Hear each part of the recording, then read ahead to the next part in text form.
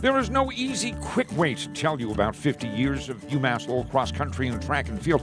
It's not possible. Too much has happened.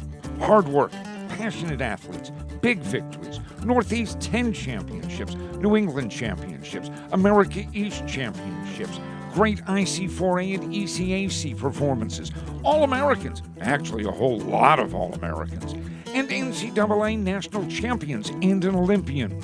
Some great names in there: Vin Fleming, Mark Linscheid, Jane Servey, the 1991 men's cross-country team, Nicole Plant, Jackie Barrett, and Ruben Salsa, and two coaches, George Davis for the first 3+ decades, and Gary Gardner for nearly 2 decades and still going strong.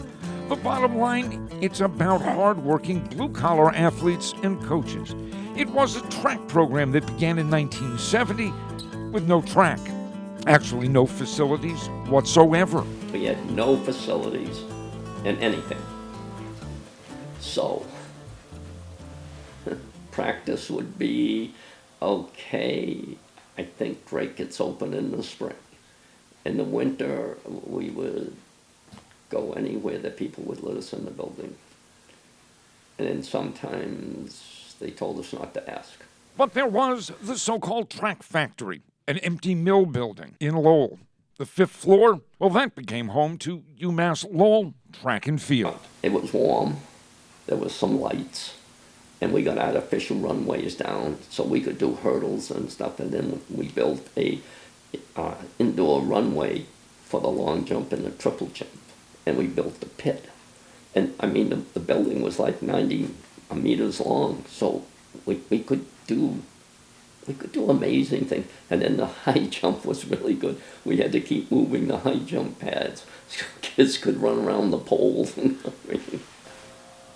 Then we had a net, a big cargo net, so the kids could throw the weight in the shot up there. I mean, it wasn't great because you never tell how far it went, but it didn't kill anybody, so that was always good. And you could only do straightaways, because once you got to the turn, it was all greasy, so if you didn't slow down, you were sliding across the floor.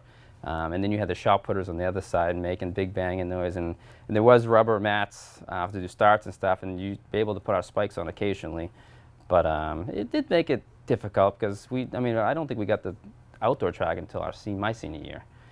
So we were training for outdoors either in the parking lot, or we ran to Drake, trained there and ran back. Certainly we've been more of a blue collar, type atmosphere.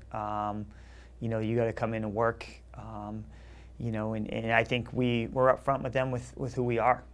They know who we are before they get here, and if you don't have that attitude, you get it pretty quick, or you don't last very long. I think one of the things that we do here at UMass Lowell is we bring kids in, we give them the attention that they deserve.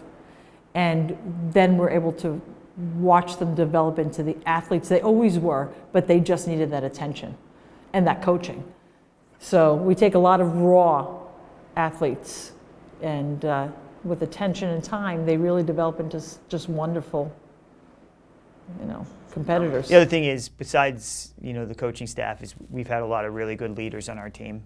I think Dio is a student athlete who's now, coached with me for 18 years, was a leader on that team and demanded, certain things from his teammates. And I think we've always had, kids like Dio on the team that really cared more about the program than themselves. And it's certainly something that's been passed down from generation to generation. I'm so proud of the athletes.